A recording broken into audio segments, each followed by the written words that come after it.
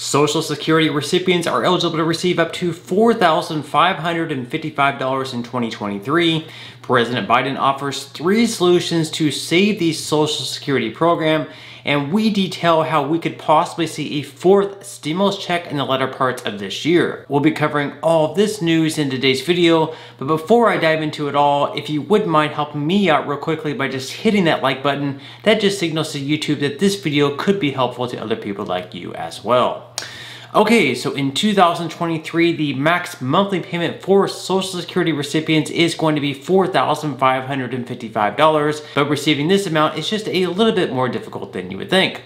So straight from the Motley Fool, the first thing that you would need to do is to work for at least 35 years. So to calculate your benefit amount, the Social Security Administration takes an average of your earnings over 35 years of your career that you earn the most money. That number is then run through a complex formula to account for inflation, and the result is your primary insurance amount, also known as PIA. If you begin claiming benefits before you've worked 35 full years, you'll have zeros added to your average to account for the time you weren't working, which will result in a lower PIA. To earn the maximum $4,555 monthly payments, then you'll need to work for at least 35 years before you start taking benefits. So the first thing you need to do is work for at least 35 years. The second thing is to wait until age 70 to file for benefits. So your primary insurance amount is the amount you'll receive if you begin claiming at your full retirement age. This figure will depend on your birth year, but everyone's FRA will fall between the ages of 66 and 67. The earlier you begin claiming, the less you'll receive each month. But if you delay claiming benefits until after your FRA up to age 70, you'll receive your full PIA plus a bonus of up to 32% per month. Now this is just a little bit confusing on the wording.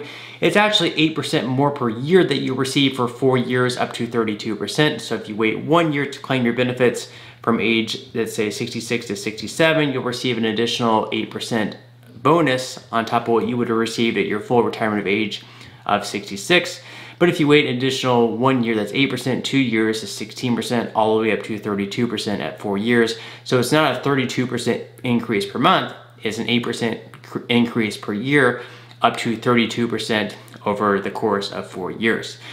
So even if you meet all the other requirements for the max Social Security benefit, if you file at age 62, the most you could receive is $2,572 per month. Claim at age 65 and the maximum benefit increases to $3,279. At age 70, you'll be eligible for the full $4,555 per month. So you can see how that changes. At age 62, it's just $2,572. If you wait to your full retirement age, it goes up to $3,279.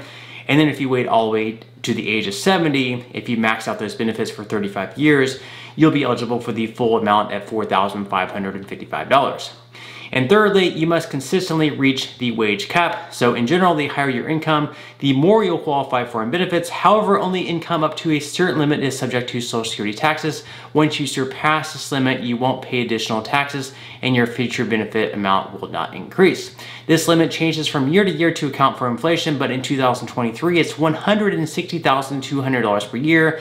Any income you earn up to this limit will result in a larger benefit amount. To earn the max $4,555 per month, you'll need to be consistently reaching the wage cap throughout your career over the course of 35 years. Again, this limit has shifted significantly over the decades, so you don't necessarily have to earn 6 figures yearly during your entire career. For context, 35 years ago in 1988, the wage cap was $45,000 per year, so it has gone up quite a bit. Most people won't reach this max cap in order to earn the max benefit, but it is definitely something that you could shoot for. Now, not only has the wage cap changed over time, we've seen some other changes over the years as well, and Joe Biden would like to see a few more changes take place. This is mostly due to the fact that the reserves for the Old Age and Survivors Insurance Trust Fund are expected to run out of money in 2034, which could result in a benefits cut up to 23%. So what Biden is looking to do is to, first off, what he would like to do is to increase payroll taxation on the well-to-do. So what the Motley Fool is stating is that Biden's plan is simple. He wants to create a donut hole between the current payroll tax cap of $147,000, which is actually going to be $160,200 for 2023 because it is receiving an increase, and $400,000 where earned income would remain exempt. For wages and salary above $400,000, the 12.4% payroll tax would kick in again. This should allow for Social Security to collect extra revenue each year, plus with the payroll tax cap increasing in most years, this donut hole should eventually close over time. So basically for 2023, any income earned up to $160,200 would be taxed at that 12.4% amount, where it would be 6.2% for the employee and then the employer matching the other 6.2%. Then we would have this donut hole between $160,200 and $400,000 where no money would be taxed going towards Social Security. There would be federal income tax, of course, on that amount. And then once you start earning over $400,000, once again, you'd have to start paying in that Social Security tax of 12.4%. So that's just something that Joe Biden wants to do. A lot of Democrats are on board with that as well. We'll just have to see if Republicans are on board with that as well. To me, it makes a whole lot of sense because people who make over $400,000 per year perhaps should have to contribute to this Social Security tax to make sure that this program is able to stay around and pay out 100% of the benefits from here on out. Now, the second thing that Joe Biden is wanting to do is to boost benefits for long-lived beneficiaries. This is something that also makes a whole lot of sense to me as well. So the second change Biden proposed was increasing the primary insurance amount doled out to aged beneficiaries. The reason for this change is that as people age, some of their expenses, such as medical transportation costs, can rise a lot faster than the COLA attached to their Social Security benefit. Biden outlined a plan to increase the PIA by 1% annually from ages 78 through 82 until aged beneficiaries reach a cumulative 5% bump. Now, obviously, this would take money out of the trust fund because we'd be increasing the benefits even more as age. So to fund this, we would have to probably increase the taxes for people earning over $400,000 per year, would once again have to pay this 12.4% Social Security tax. So if we're able to do that, we might be able to fund other things such as this as well. Now, another thing that Biden wants to do that makes a whole lot of sense as well is to lift the special minimum benefit. So a third Social Security change offered by Biden during his campaign was to enhance the special minimum benefit.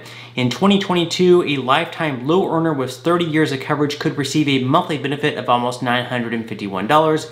The issue is that this isn't anywhere close to the federal poverty level for one individual at least of $1,132.50 as of 2022. Biden's proposal suggests increasing Social Security's special minimum benefit to 125% of the federal poverty level instead of $951. A lifetime low earning worker with 30 years of coverage could be receiving nearly $1,416 per month under Biden's plan in 2022. So that's around a $500 increase if Biden gets his way. That would certainly be of huge help. I mean, you're going for someone earning below the poverty level to actually making, 125% of the federal poverty level. This would be a huge help. Perhaps the bad thing about this is that people could end up losing some of their other benefits because of this, but of course it is could possibly be a good change.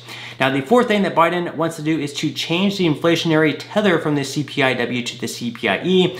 As noted, the CPIW has done a poor job of accounting for inflation seniors are facing, which has resulted in a 40% loss of purchasing power this century. Since the vast majority of Social Security recipients are seniors, utilizing an index that solely focuses on the expenditures important to aged Americans should lead to more accurate COLAs on an annual basis. Now, I did want to read a little bit more into this, the whole CPIW versus CPIE debate, because there's been a lot of information thrown around saying the CPIE would account for more accurate reflections in what seniors pay for. And we're going to look into comparing the two to see how much they've really gone up over the years. So again, from the Motley Fool, how much buying power has Social Security benefits lost? So the chart below details the third quarter changes in the CPIW and CPIE for each year over the past 2 decades. In other words, the CPIW column represents the actual COLA that was applied to benefits in the following year, while the CPIE column represents the COLAs that would have been applied to benefits if Congress changed the way the Social Security Administration measures inflation. So the CPIW is what we actually use right now. The CPIE is something that's been thrown around that they might want to change it to because they think that benefits may actually be increasing over time. So we can see starting out in 2003, the CPIE was actually higher than the CPIW. So if they had used the CPIE, the COLA would have been 0.3% higher. Again, in 2004, the CPIE was once again higher by 0.4%. And then over the last 2 years, most notably, so in 2021, the CPIW was 5.9%, the CPIE was 4.8%. So because we're using the CPIW, you actually receive 1.1% more in your benefits increase than if we change that over to the CPIE. And then again, in 2022, the CPIW was 8.7%.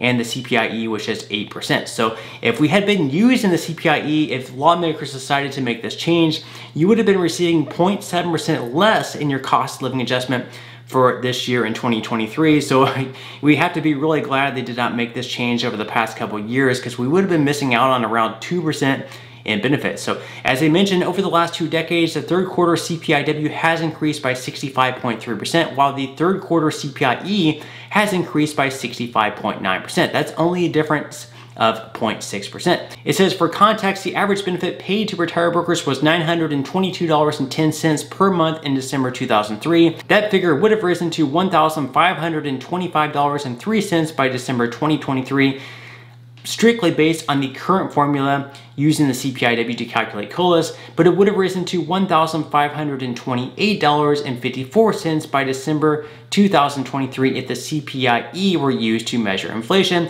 That means the average retired worker from 2003 would receive about $3.52 more per month in 2023 if COLAs had been based on the CPIE over the last 2 decades. So if we had been using the CPIE for the last 20 years, yes, you would have been receiving more, but that amount would have only been $3.52 more, so not really a significant amount. So it's probably not even worth changing over to CPIE, at least, just looking at this evidence here. We've seen a lot of lawmakers saying that people on Social Security are missing out on a lot by not changing to CPIE, but as we can see over the last 2 years, if they had switched it over to CPIE, you would have actually been receiving a good bit less. So makes you really wonder why they're wanting to change over to CPIE when over the last 2 years we can see that the CPIW has actually been higher. Now, another thing, over the last couple of years, we've seen these really high cost of living adjustments, but moving forward, looking forward to 2024, we're going to look into why there may not be a cost of living adjustment at all. So once again, from the Motley Fool, it says, brace for impact. There may not be a Social Security COLA in 2024. However, beneficiaries should enjoy the sizable payout bump while it lasts, because there's a very real possibility that 2024 could result in a 0% cost of living adjustment for the 4th time in a 15-year stretch.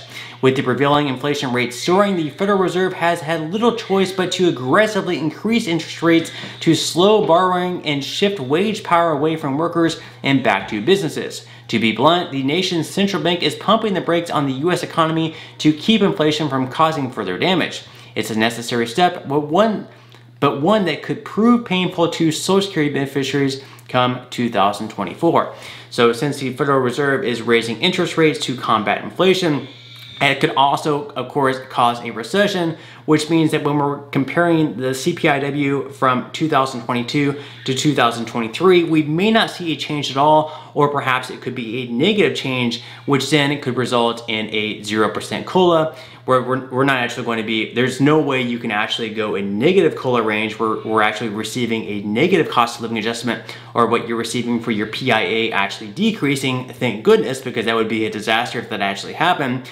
That can actually only increase, but if the CPIW goes down or it stays the same, there would be a 0% cost of living adjustment in 2024. This is certainly possible, as the Motley Fool suggests here, or as they say, over the last 15 years, that has happened 4 different times. So it is very possible that for 2024, there could be a 0% cost of living adjustment. And if we do go into recession and that actually happens, guess what could also happen if we see inflation very low and also recession?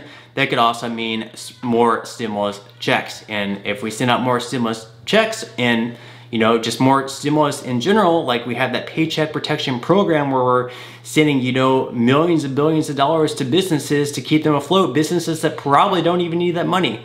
We're sending billions of dollars to businesses, but not that much to the American people.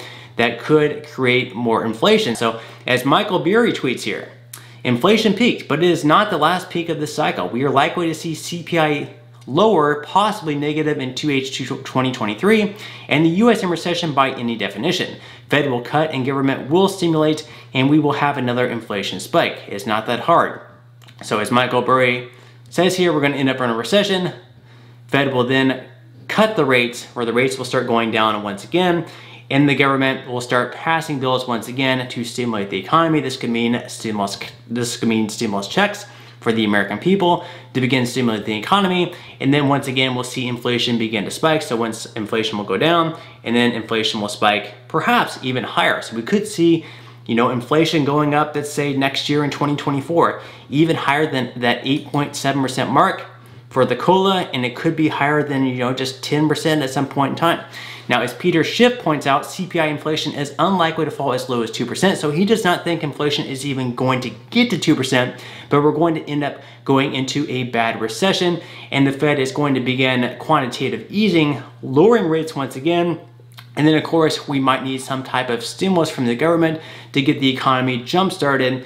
And then once they begin all these stimulus programs, spending trillions of dollars, not necessarily on the stimulus checks, but just, you know, just bailing out big businesses and stuff like that, printing out all this money, it could perhaps cause yet another inflation spike. And once again, we're down this spiral of inflation and trying to fix inflation and all these troubling things. So we'll have to see how things go with that, but it should be an interesting road ahead. You know, the best case scenario is that we don't end up in a recession and we can get inflation back down to normal. But we'll just have to wait and see how everything goes. But on that note, I'm going to go ahead and wrap up this video. If you enjoyed the content of today's video and you would like to see more like it, I would greatly appreciate if you would give this video a like. Subscribe to my channel if you have not already, and make sure to ring that notification bell. That way you will be the very first to be notified when I do release future videos. And until next time, I hope you have a wonderful rest of your Sunday, and I will see you in the next video.